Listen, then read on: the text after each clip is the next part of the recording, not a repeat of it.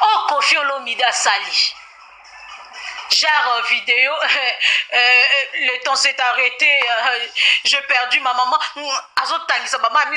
Mais non, soyons sérieux. On est à l'arme de crocodile.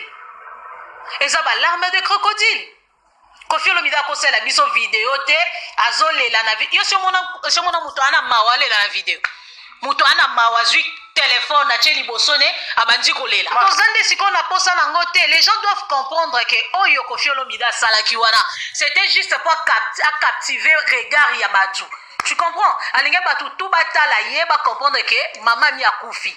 Donc alinga ya komisango asalango eloko moko boye, tu vois, parce que y a vanda na buzz. As monde na eza monde a buzz. Vous comprenez? Kofi Olomide a liwa ya maman mi, que son âme repose en paix. On a beaucoup de respect pour naye. Donc illustre disparu oyo maman mi tozela ki yango penza tende tinga na zela ki yango te, mais Kofi Olomide zela liwa maman naye. Oui, maman mi asaki AVC ndenge tozu selon ba source d'information nanga maman mi asaki AVC. Son net. Je pense pas que zalaki important que Kofi Olomide atangise la biso ba larme de crocodile en plein vidéo boye. Non, on n'en avait pas besoin. Kofi Olomide za moi mukete. Kofi Olomide na ajini. Azole la loro mutu moko boye atikali orphelin. Est-ce que na aja Kofi na toro benge orphelin? Wana za ba larme de crocodile yaya. Ngape na za na ba source d'information na ngai bato pe ba pesinga ba information que quoi que Kofi Olomide maman mi akufi na Paris. Kofi Olomide maman mi akufi na souci na ye soi-disant. Maman mi akufi na souci na ye. OK. Maman mi asalaki AVC. Na utaki lo bona ebandeli awa ki na biso peut-être toza surpris. Ah ben voilà. Et maman mi asali AVC pour na Kofi Olomide. Kofi Olomide depuis ba fongolela nzela ko ya Europe. Kofi Olomide akutana maman na ete bola biso ba photo na ba vidéo. Oyo Kofi Olomide depuis ba fongolela nzela ko ya Europe akenda boya mona maman mi bavana na maman mi ndeto vandi na obo. Ce sont des larmes de crocodile, to lo barape vérité. Je suis là et na reconnaître Kolobango que j'ai pas un problème avec monsieur Kofi Olomide. Ni rancune ni Kolukaeto, ni non. Je suis là, je parle ce que moi je vois, ce que moi j'ai constaté. Na sali juste, na tiré juste ma point nanga onga na moni. Ma maman, mais non, Kofi Olomide, barobenga orphelin te. D'accord? Barobenga orphelin te. Lelo kutu ataye mo Kofi Olomide kufi. Badi diston wana barobenga bango orphelin pété, hein? Nandenga solo, hein? D'accord? Donc, ngara fi tumbato que journaliste na lobby ngo bien na fingi Kofi Olomide te na lobby o eza vérité. Azalaki na posate alele la biso na vidéo pour te comprendre que maman mi a kufi parce que vu l'âge de Kofi Olomide bakobenga ka eli susu orphelin te. D'accord? Bakobenga ki orphelin te. Kofi Olomide to keneka na badidistoni te to keneka soki na banani te. Kofi Olomide to zongise na baroki. Ngapa baroki. To zongise na bamino. D'accord? Maman mi a koufi. Oui, départ il y a être cher nyon surtout azaki pembeni no et ça la rapasi. Mais to comme isango bestenga na sepeli ndete na bezo Kofi ngasa na sima maman mi parce que tikali komona maman mi te maman mi a koufi na souci na e. OK?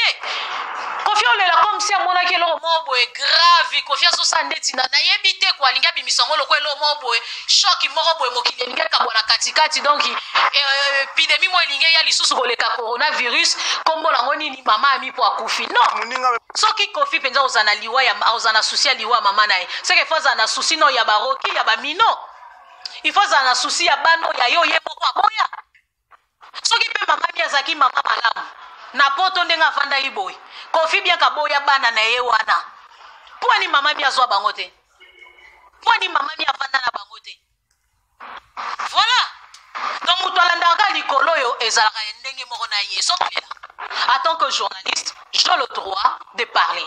En tant que journaliste, j'ai le droit de fouiller. En tant que journaliste, j'ai le droit d'exposer un problème où peut-être parler très haut, c'est que les gens passent tout bas. Tu comprends? Et ce que je fais, na lobby tout haut, c'est que les gens passent tout bas. Maman mi a koufi, Kofi Olomide ti kontakise la biso maya biso na vidéo pour bako benga kaye orphelin te. Kofi Olomide za na ajo ba benga orphelin te fa ko feli mama na ye. Mama mi mata mesele maki. Mama mi mwese sile na munoko. Mama mi adobi misamaloba bien lisute na munoko. Kofi Olomide nga sele exception ba vantir ezanga tina mama mi esi asaki avese mbange tenga maki. OK? se mbange tengamaki. So tali mama mi osepelo kangane selfie te. D'accord? Po matame lalaki, mbange tengamaki. Pour son autre lembaki kingwe diembeli, mais attends, allez-y vite comprendre. Bolinga bo comme sa maman mi grave, bolinga bo latisse soutani à maman Maria, mais non c'est pas ça. Kofi Olomide nga ça la buzz na si maman na non. Est-ce que Rafi permettez-nous Kofi Olomide jamais va robengo orphelin, jamais va robengo orphelin. Tous à la sérieux, jamais va robenga Kofi Olomide orphelin. OK non en fait.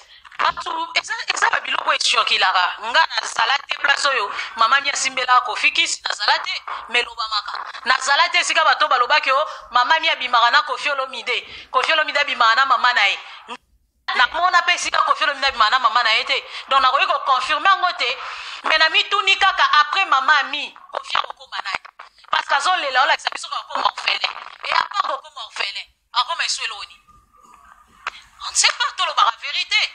Nga nazala te pona ofinga Kofi Olomide te na ofinga ete 86 ans eza âge oyo ata mindele balelela yango su mutu te. Mama mi alie babona ne belé. OK?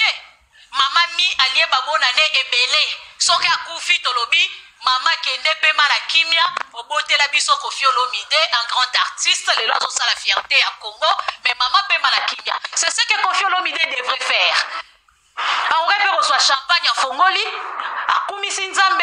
Merci au Yami Moli, moi, maman, il y a plein de vidéos. Maman, champagne, non, mais les aponayo. Ok, malam, moutala, fruit, au tiki, na mokiliye, yo. Mote, meza, ya kozoka. Mais na Koumisi Nzambo, meli, ba, me, olie, ba, bona, nebele. Sur senga, pe, na meli, champagne, likona.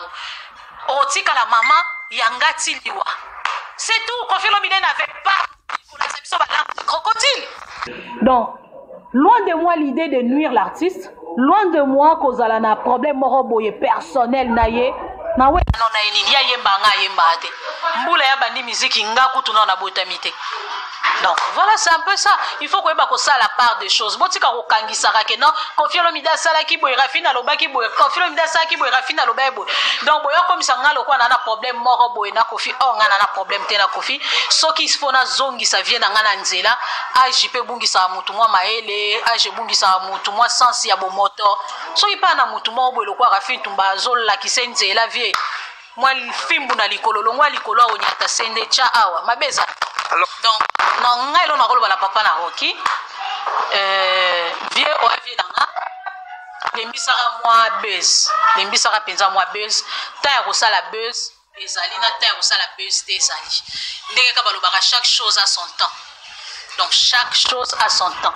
Place ya buzz sala buzz, place ya buzz te kosala buzz te. Mama mi aki na mboko yo. Kutana na yeto muna yete.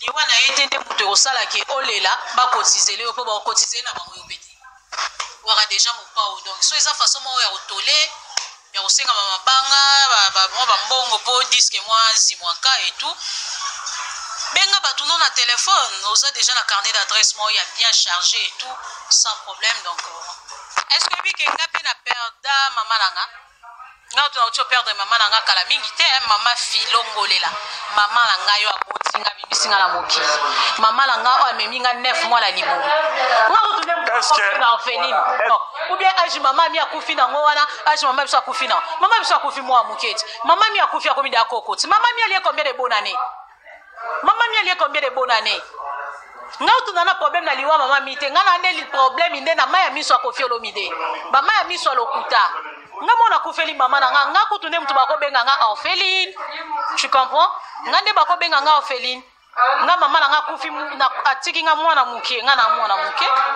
nga na age mona Kofi nga na kokwa Kofi na pire esprit nga na kokwa Kofi attends que kokwa Kofi yango moni na zoloba tu comprends donc voilà c'est un peu ça pe na am ya mama na nga mama filongolela ma maman chérie oyo guna e silanga na mute posa ne silanga te posa libele ne pe ko silanga te na lingake tellement makasi pe à son âme mais nga yo na vivre na continuer vie na nga confiance à maman quoi après liwa maman mi maman nyo se telemi non hein? Comme si après liwa maman mi ba benga orphelin te Les propos tenus n'engagent que moi.